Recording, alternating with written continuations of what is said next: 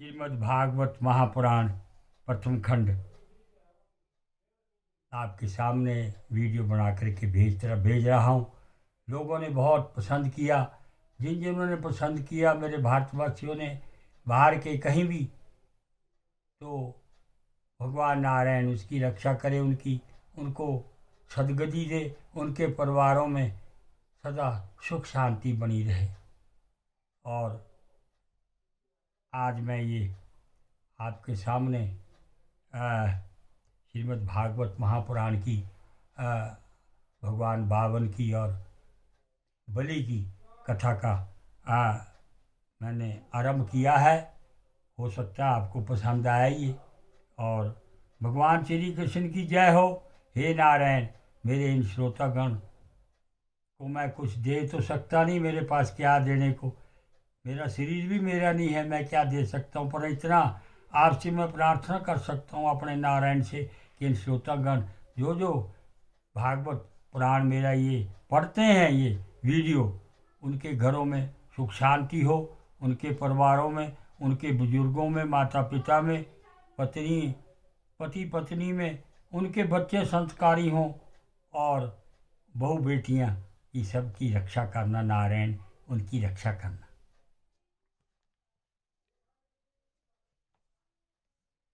भगवान बावन अवतार, हे बावन जी, इनकी रक्षा करना मेरे श्रोतागण की।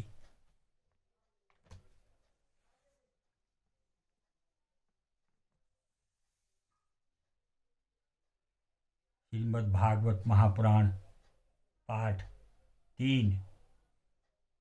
वक्रतुंड महाकाया सूर्यकोटि संप्रभा निर्विघ्नं कुरु देव सब कार्येषु सर्वदा।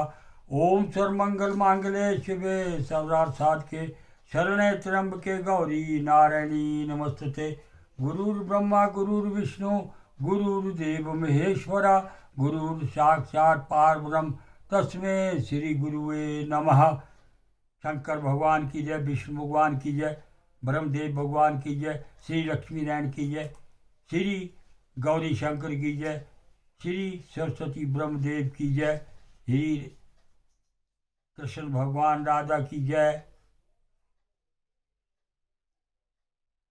गणपति गणेश की जय, माँ दुर्गा की जय हो, जय हो, जय हो, जय हो। श्रोतागण की रक्षा करना, रक्षा करना, रक्षा करना।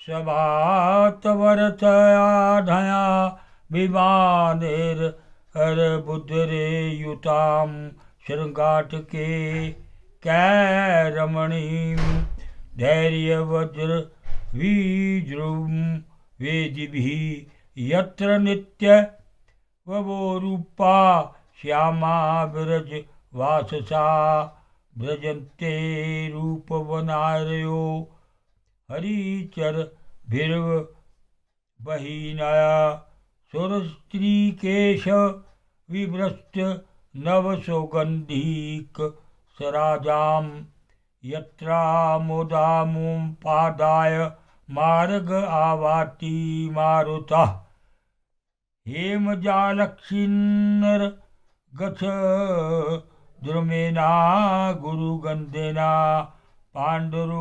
पाण्डुरेण प्रथिछन्न मार्गे यान्ति सुरप्रिया मुक्ताभितानेर्मणि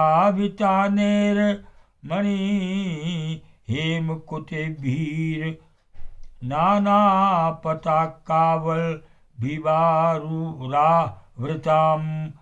शिखण्डी पार्वत भृग्नदी नादितं मा वैमानिक स्त्रीकलिग तं ग्लम्मा मृद शंखानकदुन्दु विश्वने सुताल वीणामरजश्च वेणुभे नैरत्ये सवाद्यैर्पदे वगिते रमनोरमा स्वप्रभयाजित प्रभां या नाव्रजन्त धर्मिष्ठाः कलाभूतद्रुशठा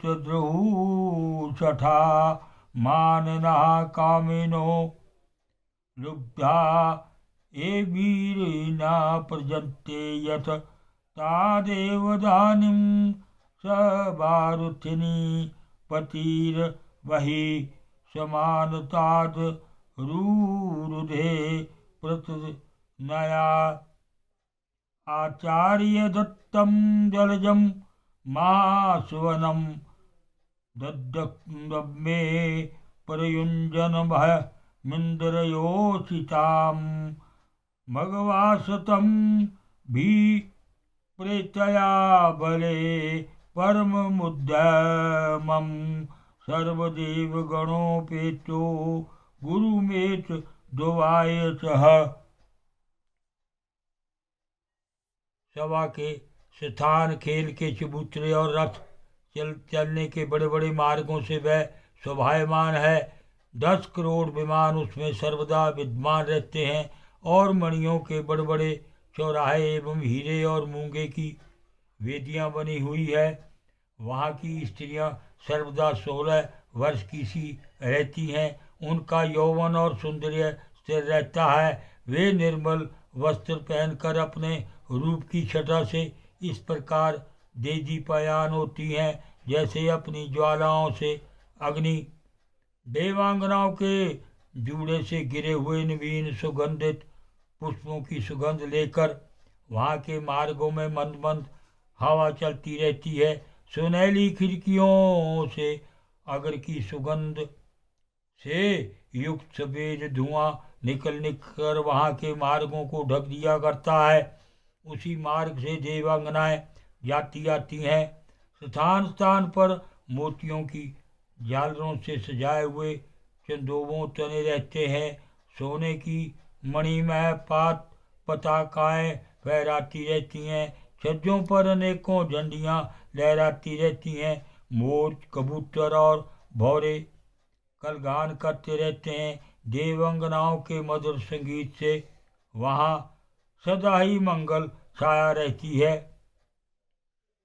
मृदंग, शंख, नगारे, ढोल, बीणा, बंसी, मंजीरे और रिश्तियाँ बजती रहती हैं। गंधर्व बाजों के साथ गाया करते हैं।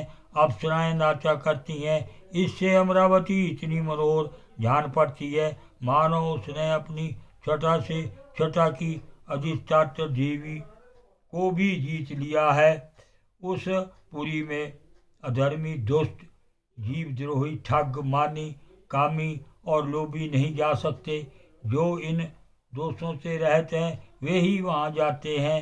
असुरों की सेना के स्वामी राजा बलि ने अपनी बहुत बड़ी सेना से बाहर की ओर सब ओर से अमरावती को घेर लिया और इंद्र पत्नियों के हृदय में भय का संचार करते हुए उन्होंने शुक्राचार्य के दिए हुए महान शंख को बजाया। उस शंख की ध्वनि सर्वत्र फैल गई। इंद्र ने देखा कि बलि ने युद्ध की बहुत बड़ी तैयारी की है, अतः सब देवताओं